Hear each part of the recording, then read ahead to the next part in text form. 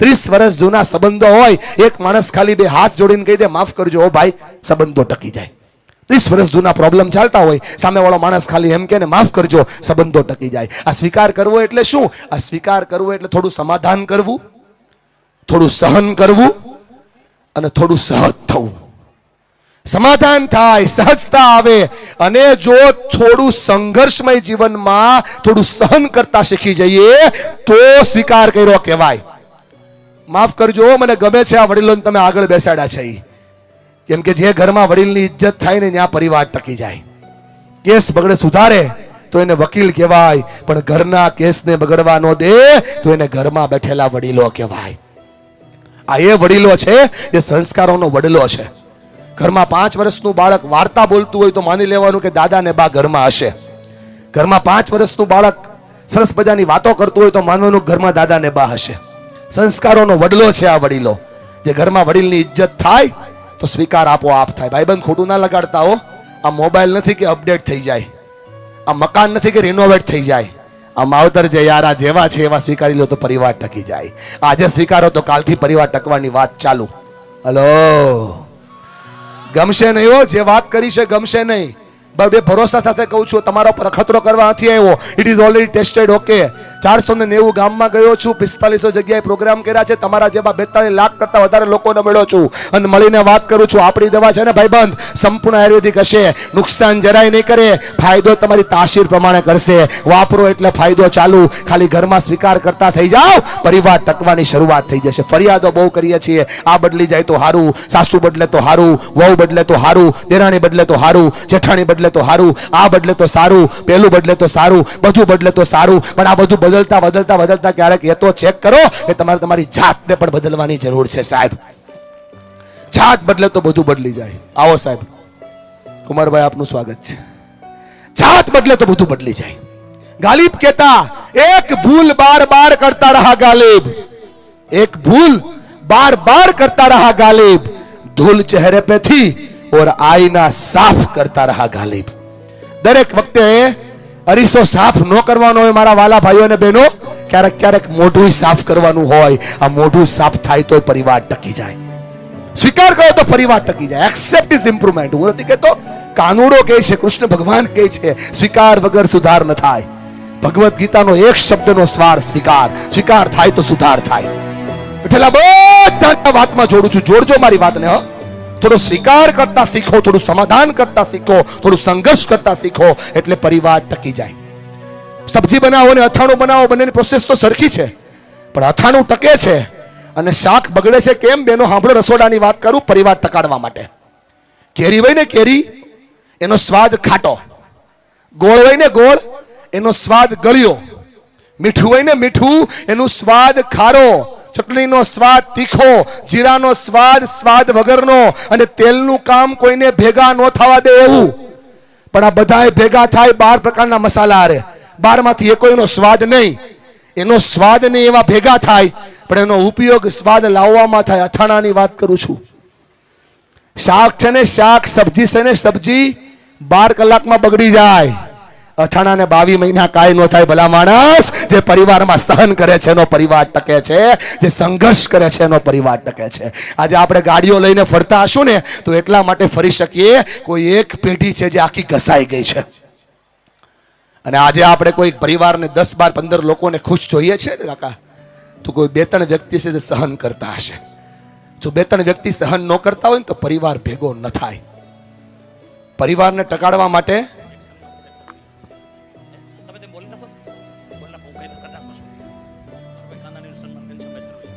હાજી કુમાર સાહેબ નું સન્માન ઘનશ્યામભાઈ કરશે. અભિનંદન, આભાર, ધન્યવાદ.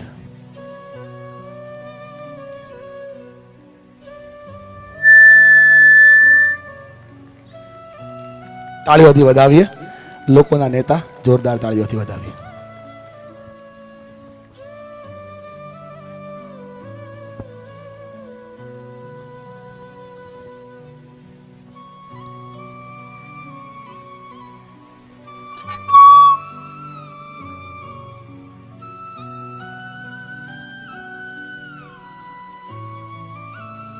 ઘણા એમ કે પૈસા આવે ને તો સુખ આવે. પૈસા આવી જાય એટલે સુખ આવી જાય. પૈસામાં સુખ નથી સાહેબ. જો પૈસામાં સુખ હોય તો રાત્રે 10 વાગે ઘણા લોકોને ઊંઘની ગોળી ન લેવી પડતી હોય. ઘણા એમ કે સગવડતા આવે ને તો સુખ આવે, સુવિધા આવે ને. હા, તમારે કઈ કેવું છે? હા, તમે કહી દો. સુવિધાઓ આવે ને તો સુખ આવે, સુવિધાઓ આવે તો સુખ આવે. હાચા હીરાના નેકલેસ પહેર્યા હોય, હાચા મસ્ત મજાના ઇયરિંગ પહેર્યા હોય. બેનો સાંભળજો, જો સુવિધાથી સુખ આવતું હોય તો 9મા માળે પંખેનો ટીંગાઈ જવું પડે સાહેબ. સુવિધાઓથી સુખ ના આવે. ઘણા એવું કે સત્તા આવે તો સુખ આવે. સત્તાથી સુખ આવતું હોય તો 5 વર્ષ પછી આપણે આપણી જાતને સવાલ પૂછવો પડે એવું ના બને સાહેબ. મારી વાતને પકડજો. સત્તાથી સુખ ના આવે, સંપત્તિથી સુખ ના આવે, સગવડતાથી સુખ ના આવે. સુખ તો સમજણથી જ આવે. જેટલી મોટી સમજણ હોય ને એટલો મોટો પરિવાર ટકે છે. બેઠેલા બધાને કહું છું, વિચારી ક્રાંતિ માટે થોડુંક કામ કરવાની જરૂર છે. આવનારો સમય સ્કિલનો છે, આવનારો સમય આવડતનો છે, ખાલી શિક્ષણનો નહીં. બાળકોને માત્ર શિક્ષણ પાછળ દોડાવવા કરતા એને આવડત પાછળ દોડાવવાનું કામ કરશો તો આવનારા સમયમાં બાળકની ઇજ્જત વધશે. કેમ કે આવડત છે તો ઓળખાણ છે, આવડત છે તો આવક છે, આવડત છે તો ઇજ્જત છે, આવડત છે તો આબરૂ છે. અને આવનારો સમય એવો છે કે આવડત છે તો જ અસ્તિત્વ છે. માટે આવડત પર કામ કરાવવા માટે થોડુંક સમજણ પર કામ કરાવજો. જો પરિવારને ટકાવવો હોય તો સ્વીકાર કરતા થઈ જાઓ. સ્વીકાર પરિવારને ટકાવે છે, સ્વીકાર પરિવારને સપોર્ટ કરે છે, સ્વીકાર પરિવારને સાથ આપે છે અને સ્વીકારથી જ પરિવાર બને છે. જો એ થાય તો બધું સોલ્વ થઈ જાય. તમને થાય કે કેમ આવી વાત કરું છું? આપણે દુનિયા નથી જોવી ભાઈ, આપણે આજુબાજુના ઘરોને જોવો, દેખાશે. આપણાથી સ્વીકાર નથી થતો સામેવાળા વ્યક્તિનો એટલે તકલીફ પડે છે. અહીં એક મસ્ત કૂવો હતો દાદા પહેલા હો. એ કૂવામાં રૂપિયો નાખો એટલે પ્રોબ્લેમ સોલ્વ થઈ જાય. તો એક બેનને ખબર પડી ગઈ કે રૂપિયો નાખો એટલે પ્રોબ્લેમ સોલ્વ થાય છે. તો બેન તો આવ્યા સવારમાં 5 વાગ્યામાં રૂપિયો લઈને કે મારા ઘરના, મારા પરિવારના, મારા દુનિયાના, મારી આજુબાજુના જેટલા પ્રોબ્લેમ હોય એ બધા જ પ્રોબ્લેમનું મૂળ ગાયબ થઈ જાય. એમ કરી બેને રૂપિયો નાખો કૂવામાં. 1 મિનિટમાં જાદુ થયો, બેન જ ગાયબ થઈ ગયા. સબ પ્રોબ્લેમ કી જડ યહાં પે હૈ. જો આ સુધરી જાય તો બધું સુધરી જાય. હલો, સ્વીકાર કરો તો સોલ્યુશન છે ભાઈબંધ. સ્વીકાર નથી થતો એટલે પ્રોબ્લેમ છે. જેટલો વેલો સ્વીકાર થાય એટલું વેલી સમસ્યાઓનો ભાગ થાય. આ તો મોચી સમાજ બેઠો છે, એ પગરખાને બહુ સારી રીતે ઓળખે. પગરખાની તાસીર હોય.